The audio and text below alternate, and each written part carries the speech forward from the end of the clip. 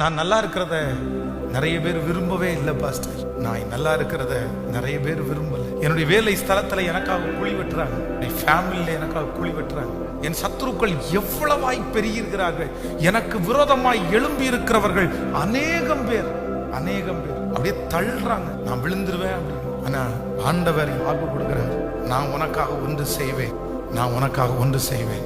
யார் உங்களை விழும்படி தள்ளினாலும் அவருடைய கரம், அவருடைய அன்பின் கரம் உங்களுக்கு உதவி செய்வதற்கு ஆயத்தமாயிருக்கிறது.